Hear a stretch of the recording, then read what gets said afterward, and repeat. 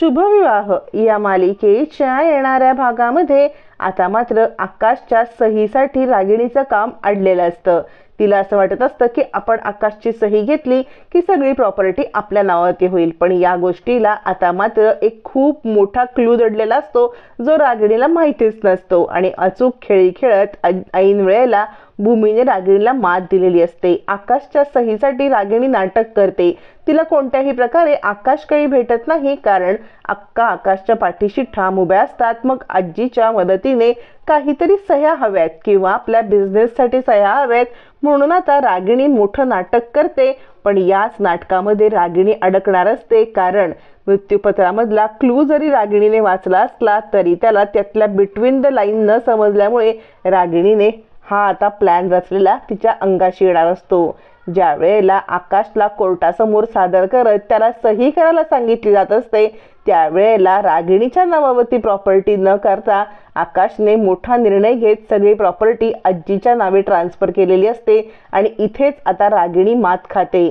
आणि या सगळ्यामध्ये दोन मोठ्या घटना घडतात. ते म्हणजे भानुशाली वकिलांनी रचलेला डाव रागिणीच्या अंगाशी येत आता प्रॉपर्टी आजीची होत असते. पण यानंतर भविष्यात सुद्धा रागिणी या प्रॉपर्टीची कधीही मालकीण होणार नाही याची काळजी घेत आता मात्र आकाशच्या जीवाचा धोका टाळण्यासाठी भूमीने घातलेली ही अट निर्णायक ठरते. इकडे आकाशच्या सहीशिवाय प्रॉपर्टी नावावरती होणार नाही हे अभिजितला समजल्यामुळे तो आता त्या माणसासोबत इकडे अक्काचा पाठलाग करत असतो. अक्काचा पाठलाग करत असताना अक्काला दोघं जण पाठलाग करताना दिसतं.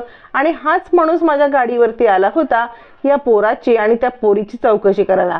काहीतरी लफडा आहे असं म्हणून अक्का मागे बघते तर ते दोघं जण लपतात. मग अक्काला मोठा विश्वासच बसतो की काहीतरी आहे, या दोन पोरांच्या जीवाला धोका आहे. अक्का विचार करते काहीही करून मला त्या भूमीशी बोललंच पाहिजे आणि जे काय सत्य आहे ते तिच्याकडून जाणून घेतलं पाहिजे. त्या भोळ्या भाबड्या पोराला ही पोरगी फसवते की काय असा विचार करत अक्का त्या भूमीशी बोलण्याचा निर्णय घेतात. घरी आल्यावर ते अक्का भूमीला विचारतात की काय ग पोरगी, तू सांग बरं मला, दोन माणसं तुझा पाठलाग करत आहेत, एक माणूस तुझी चौकशी करायला, काय सत्य आहे याच्यावरती भूमी सांगते माझी काही पर्सनल कारण आहेत पण अक्का मी तुम्हाला एक सांगू शकते. हा जो आकाश आहे ना, आकाश महाजन हा खूप मोठ्या कंपनीचा मालक आहे. पण त्याच्याच आत्याने त्याला फसवून त्याच्या नावावरची प्रॉपर्टी तिच्या नावावरती करून घेतलेली आहे.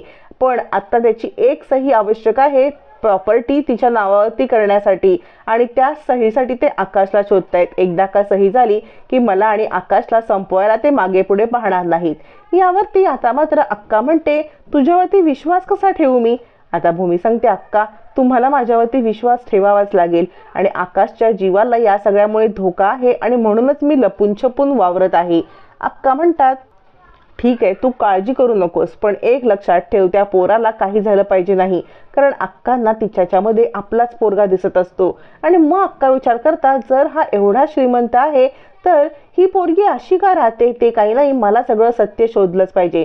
म्हणून अक्का आपल्या माणसाला हे सगळं सत्य आहे का हे शोधण्यासाठी कामाला लावतात. तोपर्यंत इकडे त्या मॅनेजरची चोरी आकाशने पकडून दिल्यामुळे मॅनेजर चिडलेले असतात. म्हणजे इन्कम टॅक्स ऑफिसरच्या समोर सगळ्या फाईल आणल्यामुळे आता मॅनेजरला खूप मोठा दणका बसतो आणि त्याच्या कंपनीला खूप मोठा टॅक्स भरायला लागतो. आता मॅनेजर हे सगळं कंपनीच्या सीईओला न सांगता गुपचूप करत असतो. ॲक्च्युली सीईओने टॅक्स भरायला पैसे दिलेले असतात पण ह्या टॅक्सचे पैसे वाचवत उगाचच खोटेपणा करत मॅनेजरने केलेला हा चुकीचा निर्णय असतो. आणि त्याचा सगळ्याचा परिणाम असा होतो की त्यांना खूप टॅक्स भरायला लागल्यामुळे कंपनीच्या सीईओला आत्तापर्यंत मॅनेजरचं न कळालेलं सगळं कारस्थान कळलेलं असतं की हा मॅनेजर अफरातफर करतोय. मग हे सगळं आकाशमुळे घडतं. हे सगळं आकाशमुळे घडत असल्यामुळे मॅनेजर चिडतात आणि आता आकाशवरती हात उगारायला लागतात आणि म्हणतात तुझ्यामुळे हे सगळं घडलेलं आहे. आज जर तू समोर नसता आलास तर हे काही घडलंच नसतं. पण आकाशवरती उचललेला हात भूमी अलगत वरचेवर पकडते आणि म्हणते खबरदार आकाशला हात लावण्याचा प्रयत्न केला तर गाठ माझ्याशी आहे.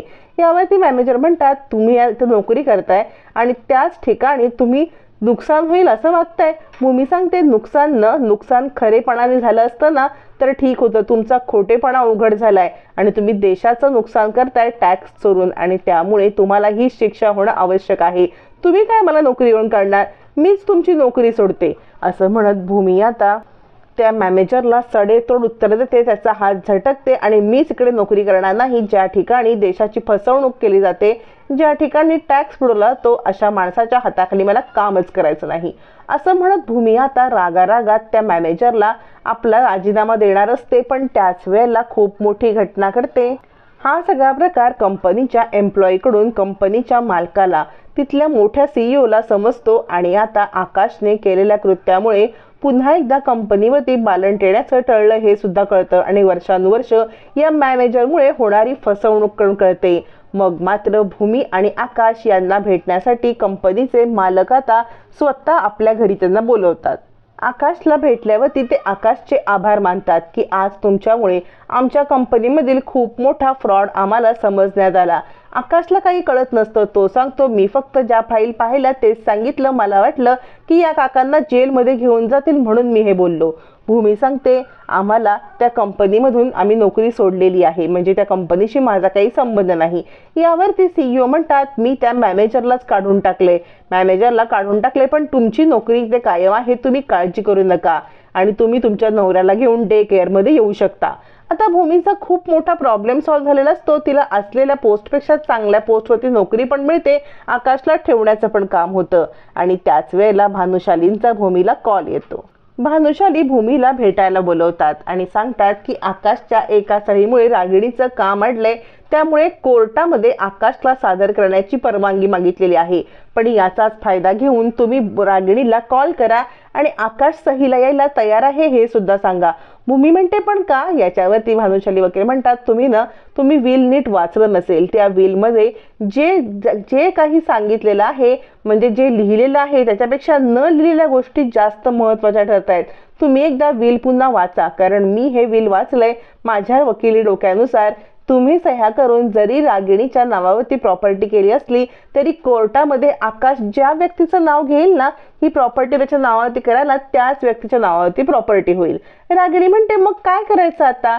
याच्यावरती आता इकडे भानुशाली वकील सांगतात, एक काम करा, आकाशला नीट समजावून सांगा की ही सगळी महाजन इंडस्ट्री, ही प्रॉपर्टी ही फक्त महाजनांची आहे, त्यामुळे पटवर्धनांच्या नावावरती होऊ शकत नाही, तुझ्या नावावरती ही होऊ शकत नाही. कोर्टामध्ये तुला प्रश्न विचारतील की तुम्ही आणि तुमची पत्नी सोडून ही प्रॉपर्टी तुम्हाला कोणाच्या नावावरती करायची आहे, तर आकाशला आजीचं नाव घ्यायला सांगा, कारण ही प्रॉपर्टी आजीच्या मुलाची आहे हे त्याला तुम्ही समजावून सांगा. असं म्हणत भानुशाली वकिलांनी दुसरी खेळी खेळलेली असते आणि मग मात्र इथूनच खरा खेळ सुरू होतो. रागिणीला भूमीने स्वतः कॉल करत आकाश सही करण्यासाठी कोर्टात यायला तयार आहे असं सांगितल्यावरती रागिणी खुश तर खूप होते, पण दुसऱ्या क्षणाला म्हणजे कोर्टामध्ये ज्या वेळेला तिची निराशा होते, जेव्हा आकाशला विचारलं जातं की ही प्रॉपर्टी तुम्हाला रागिणी पटवर्धन यांच्या नावावरती करायची आहे का, यावरती आकाश म्हणतो, नाही, ही प्रॉपर्टी जर का आत्तूच्या नावावरती केली तरी आत्तूला पण आवडणार नाही, कारण घरामध्ये खूप मोठी आहे ती आजी. नेहमी आजी सांगत असते की घरचे जे काही मालमत्ता असते किंवा संपत्ती ती मोठ्या माणसाने सांभाळायची, म्हणून आत्तूला पण हे आवडणार नाही आणि हे सगळं आजीच्या नावावरती केलं तरच आत्तू हे आवडेल. काय आत्तू?